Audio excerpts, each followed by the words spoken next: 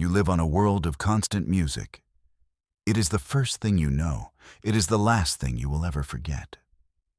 They call this place Ethel, a name that means noble.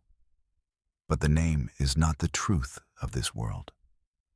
The truth is in the sky. It is in the gentle light of the three singing moons.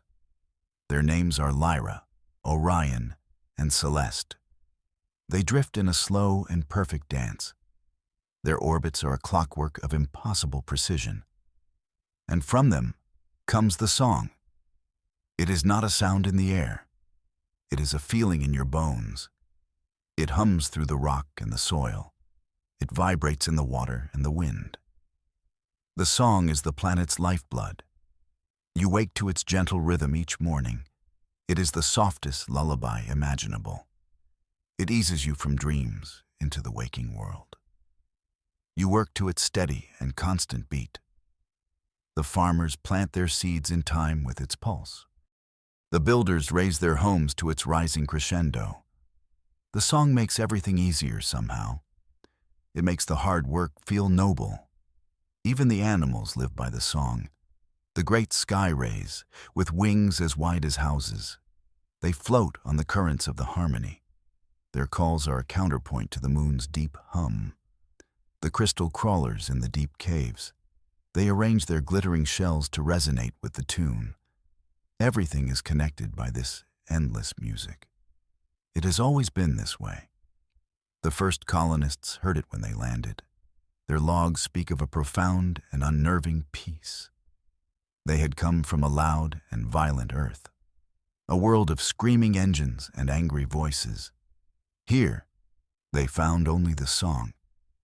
It calmed their weary souls. It ended the generational fevers of their journey. Your ancestors built their lives around it. They learned to predict the weather by its shifting tones. A low thrum meant rain was coming. A high, clear note promised a sunny day. They even learned to navigate by it. The song was stronger in the north. It was softer in the southern plains. It was a compass made of music. You go about your day under this cosmic symphony. You walk through the market square. The vendors hawk their wares in a sing-song voice. It is not intentional. It just happens. Their calls blend with the deeper music from the sky. Children laugh, and their laughter adds a new layer. It is a harmony of simple, ordinary life. But you sometimes wonder, what is the song really? The old colonial records call it star-born resonance, a freak of physics from the moon's strange core. They say it is just energy, nothing more. A beautiful, meaningless accident of the cosmos. It powers your small settlements. It keeps the lights on and the water pure. A gift from the universe, they called it. You look up at the three glowing spheres. Lyra, a soft and gentle silver. Orion, a deep and resonant blue. Celeste, a brilliant and shimmering gold. They look like sleeping giants, peaceful and unknowing, just rock and dust and light. And yet, the song feels like more. It feels like a presence. It feels like a voice. You finish your work for the day.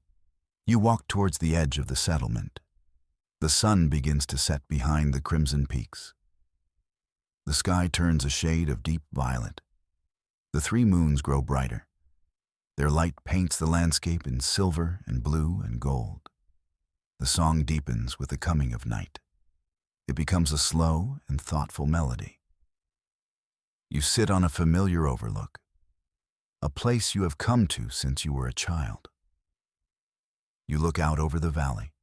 The lights of your home flicker on one by one. Each light is a tiny spark of human life, a small defiance against the vast darkness of space.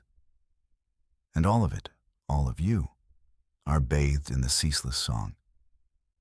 You close your eyes and just listen. You let the vibration wash over you. It is a comfort you have known your entire life, a promise that you are not alone, that this world is a safe and gentle place. The song is a cradle, and you are held within it. You have never known a moment of true silence, and you cannot imagine anything worse. The night deepens. The stars emerge, a spray of diamond dust. They are silent witnesses to the moon's performance. The song continues, eternal and unchanging. Or so you believe. You are about to learn how fragile a song can be. You are about to learn what happens when the music stops. A shadow falls over your world. It comes without warning, without a sound. One moment did the three moons sing their song.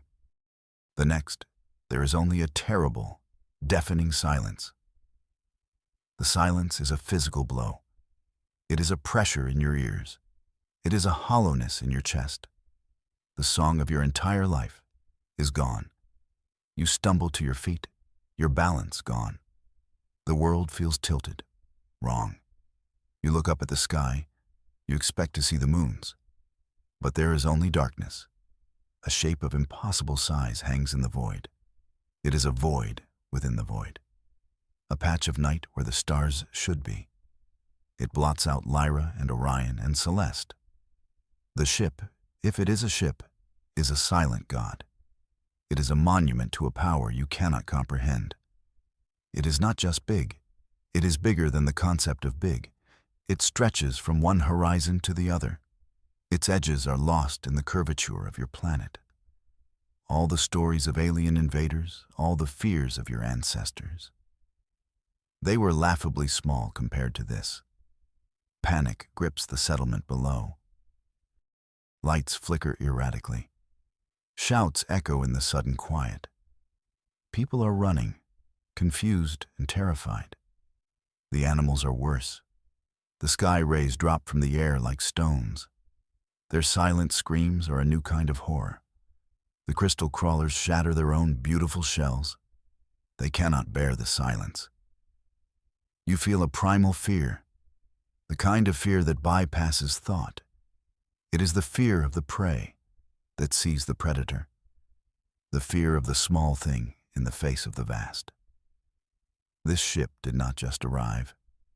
It consumed your sky. It stole the song from your bones. It replaced a lifetime of harmony with a single moment of terror. Your mind struggles to catch up. How could something so large move so silently? Your planetary sensors gave no warning. The colonial defense grid is inert. It is as if the universe itself did not see it coming. Or perhaps it knew it was pointless to resist. You cannot fight a shadow. You cannot shoot at the night itself. The silence stretches on. Each second is an eternity. Your heart pounds in your ears. It is the only sound in the world now. The frantic, lonely drumbeat of your own terror. You force yourself to breathe, to think. What do they want? Why are they here? The questions are useless, but they are all you have. Then, a light appears on the underside of the ship. It is not a harsh or aggressive light. It is a soft, glowing rectangle, a projection against the clouds below.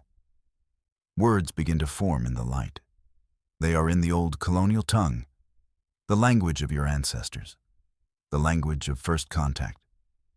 They know who you are. The message is simple. It is clear. It is utterly without emotion. It is the proclamation of a superior being, a being that does not see you as a threat, or an equal, or even as a life form worthy of notice. You are merely an obstacle, an inconvenience, a bit of dust on a machine. The words burn into the clouds. They burn into your mind. We are the Vora hegemony. The name feels heavy, ancient and powerful. This star system is designated for resource acquisition. The three star-born bodies you call moons are to be harvested. Harvested, a farmer's word for taking crops, a butcher's word for taking a life. Your presence is noted. The words are a chilling afterthought, a footnote in a ledger. You are deemed insignificant. You are a biological contaminant on a sterile work site. Do not interfere. Interference will result in immediate sanitization. Sanitization, another clean and sterile word. A word that means extermination. You read the message again and again. You hope for a mistake, a misunderstanding, a bad translation. But there is none. The meaning is brutally clear. They have come to take your moons. They have come to kill the song. And they will erase you if you stand in their way. You are nothing to them. The light fades. The message is gone. But the words remain, branded on the sky. The Vora hegemony. The name is a death sentence. The silence returns, deeper and more final than before. They have spoken. They have passed their judgment. And they do not expect an answer. You feel a wave of utter helplessness. What can you do? Your people are few. Your technology is centuries old. You have no weapons to speak of. Your only real power was the song, and they have silenced it. They have taken away your shield, your cradle, your everything. Anger begins to replace the fear. A hot and defiant spark in the cold emptiness. Insignificant. Dust. Who are they to make such a claim? They have a giant ship, but you have a home. They have power, but you have a history. You are not dust. You are the children of this world, the children of the song. But what can a child do against a giant? What can a song do against a machine? The questions mock you. The silence mocks you. The great dark ship above you mocks you. It is waiting. It is not waiting for a fight. It is simply waiting for you to accept your fate, to quietly lie down and become dust. You turn away from the sky. You cannot look at it anymore. You run back towards the settlement, not out of fear this time, but out of a desperate, newborn hope. An idea is forming in your mind. A crazy, impossible idea. It is a long shot. It is a prayer in the dark. But it is better than doing nothing. It is better than being dust. You remember something. A story your grandfather used to tell. A story about the first colonists. About a deep space probe they lost long ago. It was called the Wanderer. It was sent out to study the moons up close. It was supposed to send back data. But it went silent. They assumed it was destroyed. But the story said something else. It said the Wanderer found something. Something that frightened them. You raced to the Colonial Archives, the oldest building in the settlement. It is a dome of faded metal and dusty glass. The keeper is a frail old man named Elias. He looks at you with wide, frightened eyes. He points a trembling finger at the sky. "Did you see it?" he whispers. The silence. It hurts. "I know," you say, your voice tight. "I need your help. I need to find the logs for an old probe. The Wanderer." Elias looks at you, confused. The Wanderer? That was lost centuries ago. What does that have to do with this? Everything, you say. I hope. You work for hours in the dusty archives. The data slates are old and fragile. Most of them are corrupted. The silence from outside feels like a weight. It presses down on the small dome. It makes the air thick and hard to breathe. You feel like you are in a tomb. Then you find it. A single data slate, cracked but intact, labeled Wanderer Final Transmission. Your hands shake as you slide it into the reader. The screen flickers to life. A wall of text appears. It is the last report from the probe's science officer, a woman named Dr. Eris Thorne. Her words are a frantic, desperate message. "The mission is a failure and a success," she wrote. "We were wrong about everything. The resonance from the moons. It's not energy, not in the way we thought. We aimed our sensors. We tried to map the energy field. But the readings were impossible. They looked like Language, you lean closer to the screen. Your heart is pounding again. But this time, it is not from fear. It is from a wild, impossible hope. The patterns are too complex for simple resonance? The report continues. They show syntax, grammar, repetition, and variation. It is a conversation. A slow, vast conversation between three living beings. Your breath catches in your throat. The moons were alive. The song was their voice.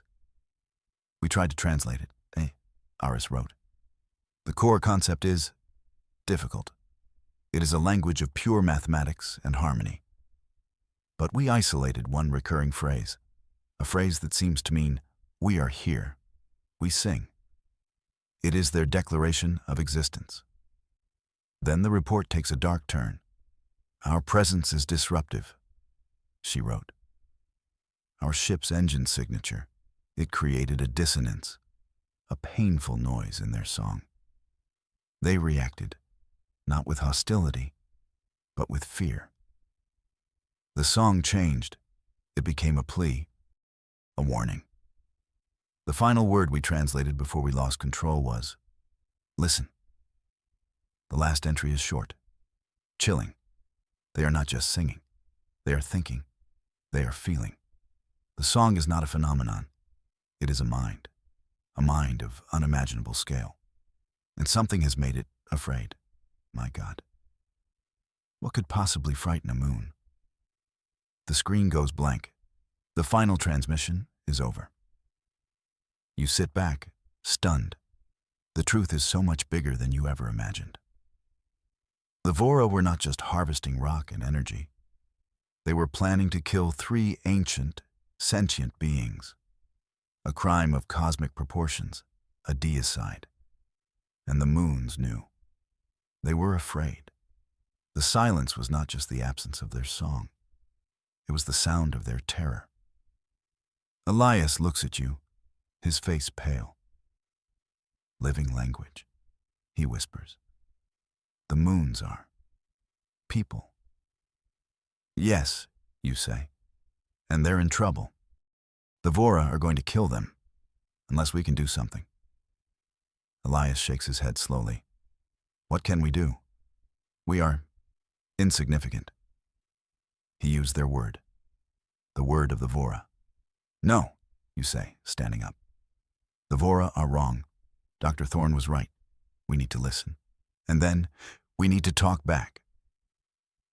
You have a plan. It is still crazy. It is still a long shot, but now, it has a purpose. You are not just fighting for your home anymore. You are fighting for a life form you have only just discovered. A life form you have lived with your entire life. You are going to answer their song. You have to find a way to speak to them. A way to bridge the gap between human thought and their star-born consciousness.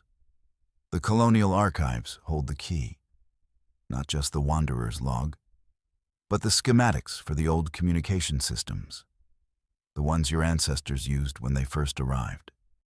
They were designed for deep space, for sending messages across the void. They have not been used in centuries. They are relics, dinosaurs of a forgotten age. The main comms tower stands on the highest peak of the northern mountains, a lonely needle of rust and metal. Getting there will be a journey, but you have no choice. It is the only voice you have. You gather a small team. Elias, the keeper of the archives. He knows the old technology better than anyone. A young engineer named Lena. She is brilliant with power systems and hardware. And a pilot named Jax. He has one of the last functioning skimmers, a small, agile craft for navigating the treacherous mountain passes. The journey is tense. The silence is a constant companion. It makes every rockfall, every gust of wind sound like a cannon shot.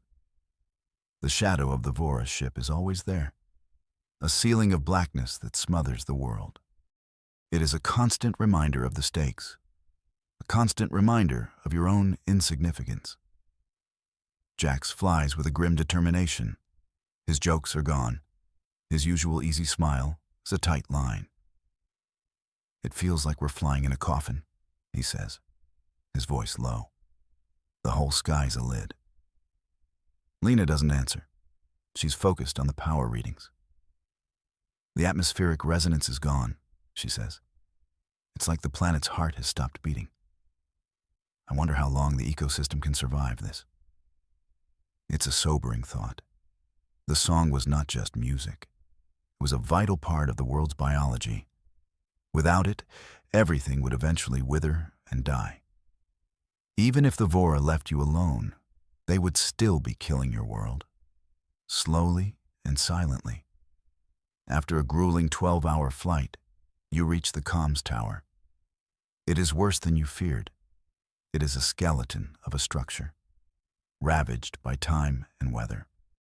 But the central dish, the part that matters, seems mostly intact. "The bones are good," Lena says, her voice echoing in the vast, empty structure. "But the muscles are all gone. We'll have to rebuild the entire power conduit." You work for 2 days straight. Under the oppressive gaze of the Vora ship, you are fueled by desperation and stim packs. Elias guides you through the ancient schematics, his frail hands surprisingly steady. Lena works miracles with scraps and bypasses. She reroutes power from your skimmer's core. She jury-rigs a new control interface. You and Jax do the heavy lifting. You climb the icy tower. You replace the frozen actuators. You clear the debris from the massive dish. On the 3rd day, it is ready. Lena gives you a tired, smudged thumbs up. "If this works, I'm officially a wizard," she says. "We have one shot. The power core won't last long." Now comes the hardest part. What do you say? How do you talk to a moon? The Wanderer's log said their language was math and harmony. You have neither. You have only your own words, your own feelings. You decide not to be clever, not to be complicated. You decide to be honest. You stand before the makeshift console. You key in the transmission sequence. The old tower groans to life. A deep hum vibrates through the metal floor. It is a pale imitation of the moon's song. But it is a sound, a deliberate, man-made sound in the crushing silence. You open the comms channel, you take a deep breath, and you send your message. It is not a challenge. It is not a threat. It is a simple greeting, a single word repeated. The first word of a child, the first word of a friend. "Hello." You broadcast into the void. "Hello. We are here." You repeat it again and again. You pour all your hope, all your fear, all your defiance into that one simple word. You are a tiny voice shouting into a cosmic ocean. You expect nothing in return. You are just a piece of dust making a noise before it is swept away. For a long moment, there is only the hum of the tower and the eternal, terrible silence. You feel a pang of despair. It was a foolish hope, a child's fantasy. Then it happens. Something answers. It is not a sound. It is not a word. It is a feeling, a wave of pure, undiluted information that floods your mind. It bypasses your ears, your eyes. It speaks directly to your consciousness. It is ancient. It is vast. It is impossibly powerful. It is the mind of the moons. The feeling is not one of anger or curiosity. It is one of surprise, a deep, slow, continental surprise, as if a rock had suddenly spoken. The message is not in a language you can understand, but the meaning is unmistakable. It is a single, overwhelming question. Who are you? The question echoes in the deepest parts of your soul. It is not a question from a god to an insect. It is a question from one intelligence to another. They see you. They hear you. For the first time in history, The conversation is no longer one-sided. You have answered their song, and they have answered you. The connection breaks. The feeling is gone. You collapse to your knees, shaking. Lena and Jack stare at you, their faces a mixture of awe and fear. "What was that?" Jax whispers. "What did you do?" "I think," you say, your voice hoarse. "I think we just made a friend." But the feeling from the moons was not just surprise. There was something else beneath it. A darker current, a tremor of deep and abiding terror. You have their attention, but you have also felt their fear. And you know, with a chilling certainty, that the Vora harvest is not just a threat. It is an execution. The mind of the moons has touched yours. And in that brief, overwhelming contact, you felt their true nature. They are not just alive. They are libraries of time. They have watched stars be born and die. They have seen empires rise and fall in the silent dance of galaxies. Their thoughts are like glaciers, slow, deep, and unstoppable. And they are afraid. It is a fear that chills you to the core, a fear that is patient and ancient, a fear that knows what death is. The Vora harvest will not be a simple mining operation. It will be the end of everything for them. A final, unreadable silence. You felt their history. You felt their consciousness. And now, you feel their impending doom. You have to make them understand. You have to prove that you are not like the Vora. That humanity is not a threat. That you are worthy of being their ally. The Vora proclaimed you as dust. You must show the moons that you have a soul.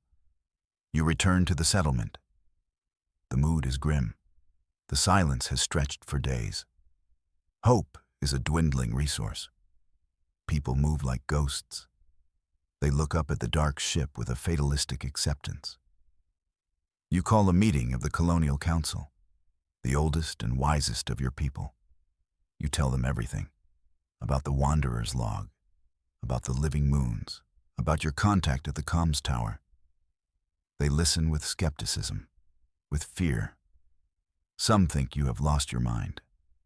Living moons? One of them scoffs. That's a child's fairy tale. The Vora are a physical threat. We need a physical solution, not prayers to a magic rock. But Elias stands with you. "I saw the log," he says, his voice firm. "I was there at the tower. What I felt, it was not a fantasy. It was a mind. And it is in peril." Lena and Jax back you up. They describe the feeling, the impossible weight of that ancient question. Slowly, the mood in the room begins to shift, from disbelief to a desperate, fragile hope. "What do you propose we do?" the council leader asks. Her name is Mara. She is a woman forged by hardship, a pragmatist. "We cannot fight the Vora. We cannot talk to the moons. What is your plan?" "My plan is to show them who we are," you say. "The Vora showed them power and contempt. We will show them something else. We will show them what it means to be human." It sounds naive. It sounds foolish. But it is the only weapon you have.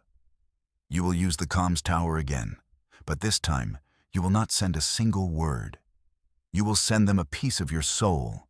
You will broadcast the story of humanity, all of it, the good and the bad, the triumphs and the failures, the love and the loss, the art and the music and the history. You will open your heart to a mind the size of a world. It is a monumental task. You spend days gathering the data. You collect everything you can from the colonial archives, the great works of art from old Earth, the paintings of Rembrandt and Monet, the sculptures of Michelangelo. You digitize them, translate them into raw data that can be broadcast. You gather the music, the symphonies of Beethoven and Mozart, the soaring operas of Puccini, but also the simple folk songs, the blues, the rock and roll, the music of celebration and sorrow, the sounds of a people who feel deeply. You gather the history, the stories of courage and sacrifice, the tales of exploration and discovery. You include the darkness too, the wars, the famines, the terrible mistakes. You must be honest. You cannot hide your flaws. You have to show them that you understand pain, that you are capable of both creation and destruction, that you choose every day to be better. Finally, you add your own stories, the stories of this world, of Ethel, the logs of the first colonists, the birth records of the first children born under the song, the simple, personal moments of joy and grief, a holovid of a child's first steps, a recording of a grandfather's last words. You are sending them a portrait of your species in all its beautiful, terrible complexity. You return to the comms tower. Lena has worked tirelessly to stabilize the power core. "I can give you a sustained broadcast," she says, "but it will drain every last drop of power we have. This is a one-way trip. Once we start, there's no turning back." You stand before the console once more. The data stream is ready, a river of human experience waiting to be released. You look at your small team. Their faces are grim but resolute. They believe in this crazy plan. They believe in you. You look up at the sky, at the oppressive shadow of the Vora ship. They think you are dust. They are about to find out how wrong they are. You open the channel. You feel the faint, familiar tingle of the moon's attention. They are listening, waiting. You take a deep breath, and you press send. The broadcast begins.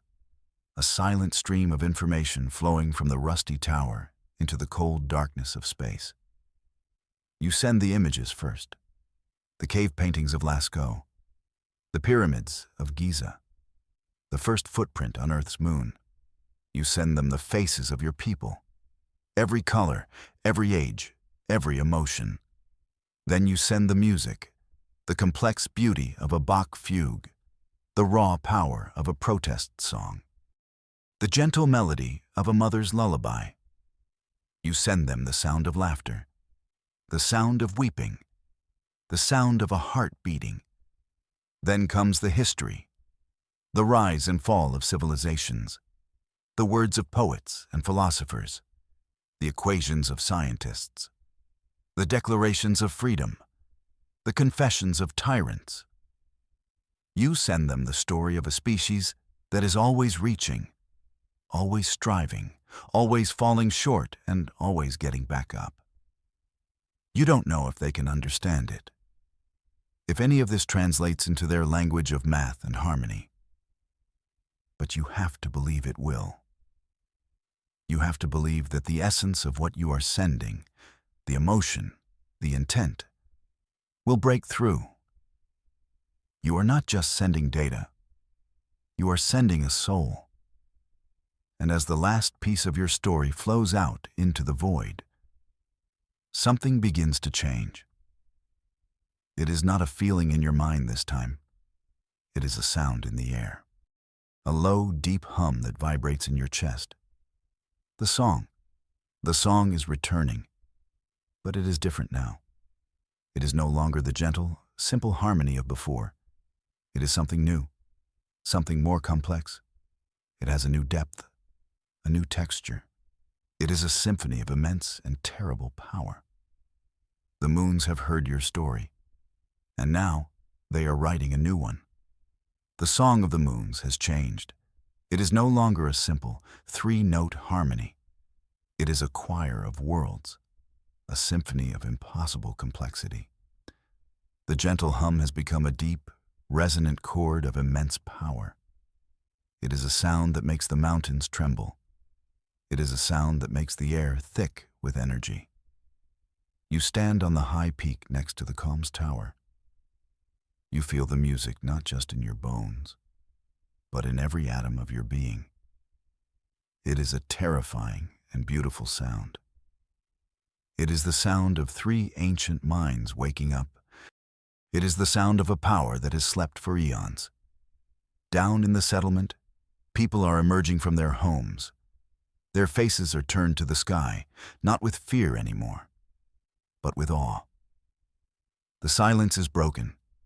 The song has returned. But it is not the song they knew. It is a wilder, stronger music. A music that promises not peace, but power. The Vora notice the change. On the bridge of their colossal harvester ship, alarms begin to chime. A Vora commander, a being encased in sleek, black armor, looks at a holographic display. The energy readings from the three moons are off the charts. They are pulsing with a strange, unpredictable rhythm. Report. The commander's voice is a synthesized rasp, devoid of emotion. Unidentified energy fluctuation from the target bodies. An underling reports. The resonance pattern is unstable. It does not match any known starborn phenomenon.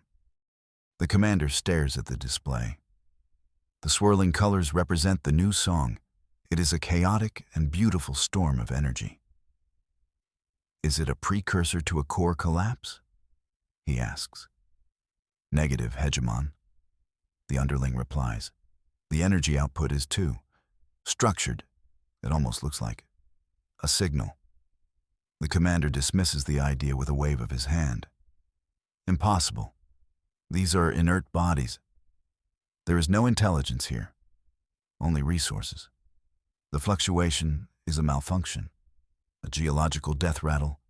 It changes nothing. His arrogance is absolute. His mind is closed to any possibility that contradicts his mission. He turns to his weapons officer. The harvest was scheduled to begin. The energy surge makes our initial extraction process inefficient. We will accelerate the timeline. Begin the final energy draw. Use the primary siphon. Drain them, all of them. Now. But, Hegemon. The weapons officer hesitates. The instability. It could cause a catastrophic feedback loop in the siphon. Your concern is noted, the commander says coldly, and dismissed. I will not be delayed by a geological anomaly. The hegemony requires these resources. The local primitives require a lesson in obedience. Begin the harvest. He believes the new song is a challenge, a foolish, primitive gesture. He will answer it with overwhelming force. From the underside of the Vora ship, three massive structures descend. They are the energy siphons, colossal drills of dark metal and crackling energy. They point towards the three moons, Lyra, Orion, and Celeste. They are designed to pierce the moon's crust, to drain their energy cores in a single, brutal act. A beam of pure, searing energy lances out from the central siphon. It streaks across the void towards Lyra, the silver moon. It is a weapon of unimaginable power, a spear of light that can kill a world. You watch from the mountain peak, helpless. You have shown the moons your soul. But what good is a soul against a weapon like that? You have made them feel. But have you only taught them how to feel their own death? Then, the song answers. The symphony from the three moons focuses. The complex chords and melodies weave together. They form a single, impossibly high note, a note of pure, perfect harmony. That note rushes out from the moons. It forms a shimmering wall of sound in the darkness, a shield woven from music. The Vora's energy beam hits the shield and vanishes. It does not explode. It does not reflect. It is simply unmade. The energy is disassembled. The harmony of the shield negates the violence of the beam. It is not a battle of force against force. It is a battle of order against chaos. And order is winning. The Vora commander stares at his screen in disbelief. "Report," he snarls. "The beam. It was neutralized." The officer stammers. "Energy signature dissipated completely. Zero impact." "Fire again," the commander orders. "Full power, all 3 siphons." 3 beams of incandescent rage now shoot across the sky. They are aimed at the heart of the moons. They are the final word of a being that cannot comprehend defiance. They are the fury of a god that has been denied its sacrifice. The shield of sound expands. It ripples. It shimmers. It is a soap bubble made of thunder, a wall of glass made of song. The 3 beams strike it. And for a moment, the shield glows with a blinding intensity. It absorbs the raw power of the Vora weapons. It holds it. It tames it. And then, it lets it go. Not back at the ship, but outwards, into the empty space. The energy is released as a gentle wave of multicolored light. A cosmic aurora borealis. A harmless and beautiful light show. The Vora's greatest weapon has been turned into a work of art. A stunned silence falls on the Vora bridge. They have encountered something that does not follow the rules of their star science, something that their power cannot touch. Their hubris is cracking. Their certainty is shattered. And the song changes again. The shield of harmony was a defense, a statement. You cannot harm us. But now, the music becomes something else. It becomes a weapon. The symphony becomes a symphony of war. The beautiful, complex chords of the new song are gone. They are replaced by a single, focused frequency, a vibration of immense power. It is not a sound you can hear with your ears. It is a vibration you feel in the very fabric of reality. It is the focused will of 3 ancient minds, and it is aimed directly at the heart of the Vora flagship. The Vora commander watches in horror as his ship begins to tremble. It is not the shaking of an impact. It is a deep, resonant vibration. It is coming from within the ship itself. The Song of the Moons has found a weakness, a flaw in their perfect machine. Every object has a resonant frequency, a pitch at which it will vibrate uncontrollably. The moons have spent an eternity studying the laws of harmony and vibration. They are masters of the science of sound, and they have just found the resonant frequency of the Vora's ship.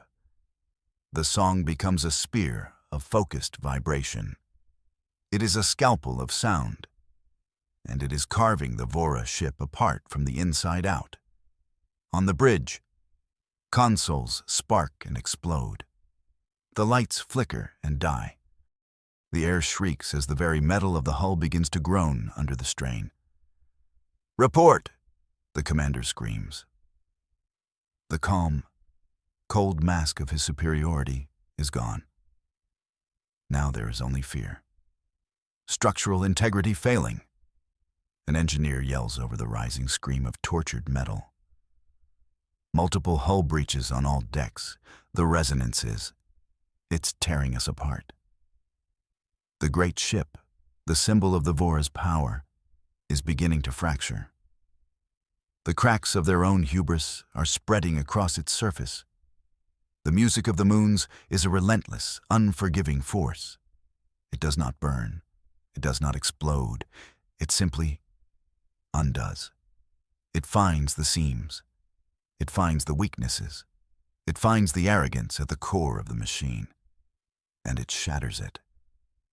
The commander looks at the image of the 3 moons on his main view screen. They are glowing with a terrible, beautiful light. They are singing their song of war. And he finally understands. He understands the wanderer's last message. He understands what it means to frighten a moon. Because now, the moons are frightening him. The mighty Vora flagship is dying. The Song of the Moons has become a focused, unrelenting weapon of vibration. It is a symphony of destruction. The colossal ship, once a symbol of absolute power, shudders and groans. The air inside is filled with the shriek of tearing metal. The very atoms of the vessel are being shaken apart. From your vantage point on the mountain, you watch in stunned silence. The ship is no longer a solid black shadow. It is a fractured silhouette. Lines of faint light appear across its surface, not from explosions, but from cracks. The ship is breaking apart like a piece of shattered glass. The Vora commander, the proud hegemon, stares at the unfolding disaster. His bridge is a wreck of sparking consoles and screaming alarms. His crew is in a panic. The absolute certainty of their superiority has evaporated. In its place is a raw, primal terror. The primary drive is offline, an engineer shouts. The containment field for the Singularity Core is fluctuating. If it breaches, he doesn't need to finish the sentence. A Singularity Core breach would not just destroy the ship.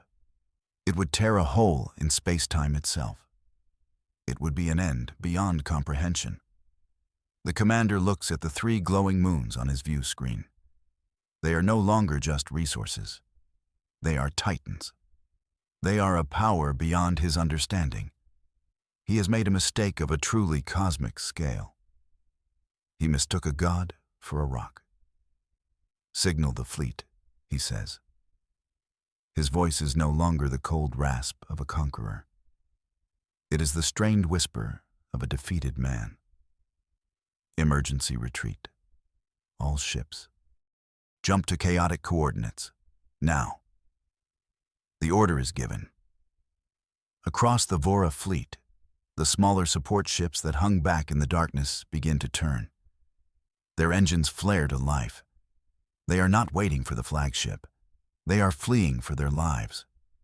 They tear open ruptures in space and vanish into the swirling chaos of faster-than-light travel. The flagship itself is too damaged to make a clean jump. It is bleeding energy and atmosphere. The resonant song from the moons is still hammering it. Relentless, unforgiving, with a final, agonizing groan. A massive section of the ship tears away. It drifts slowly into the void, a tomb of dark metal. The commander knows he has only one chance. He reroutes the last of his ship's power to the emergency jump drive. It is a desperate gamble. A chaotic jump could tear them apart just as easily as the song. "Engage," he whispers. The Vora flagship shimmers. It distorts. It seems to fold in on itself. And then, with a silent flash of warped light, it is gone. It has fled into the darkness, broken and defeated. And then, a new silence falls. But this is not the terrible, deafening silence of before. This is a silence of relief, of victory, of awe. The great shadow is gone from the sky. The stars have returned, and the 3 moons, Lyra, Orion, and Celeste, shine with a clear and brilliant light. The song of war fades away. The focused, terrible vibration is gone. In its place, a new melody begins to form. It is not the simple cradle song of your childhood, and it is not the terrifying symphony of war. It is something new, a song of gratitude, a song of alliance. It is a melody of soaring triumph. But there is a new chord within it, a smaller, quieter harmony that weaves its way through the grand symphony. It is a human chord. It is the music you sent them, the sound of your soul. They have woven it into their own song. They have made you a part of their chorus. You look at Elias and Lena and Jax. Their faces are streaked with tears. Tears of fear, of exhaustion, of unbelievable triumph. You have done the impossible. You have fought a war with a symphony. You have saved your world with a story. The new song washes over you. It is a promise, a declaration. You are no longer insignificant. You are no longer dust. You are friends. You are allies. You are the people who listened. You know that your life will never be the same. Your world will never be the same. The song is no longer just a background to your life. It is a conversation, a partnership. And you are the one who started it. You are the one who sent the first reply. You look up at the 3 shining moons. They feel closer now, not just as celestial bodies, but as companions, as guardians. You are no longer just the children of the song. You are its partners, its protectors. The Vora are gone, but the universe is a vast and dangerous place. Other threats may come, but now you will not face them alone. You have the most powerful allies imaginable. You have the singing moons. You are the link, the bridge between a young, scrappy species and an ancient, vast intelligence. You are the first human to truly speak with the moons, the first to understand their language of harmony and fear. You are the one who taught them about hope, and they, in turn, taught you about power. Your role is no longer just a citizen of Ethel. You are now an emissary, an ambassador, the first emissary to the choir of worlds. It is a title you never asked for, a responsibility you never imagined. You must now learn their language. You must deepen the bond between your 2 species. You will teach them more of what it means to be human, and they will teach you the secrets of the star-born, the deep science of the cosmos, the history of the galaxy as written in light and gravity and song. Humanity is no longer just a small, forgotten colony on a quiet world. You are now part of something much larger. You are the guardians of the singing moons. Your destiny is now intertwined with theirs.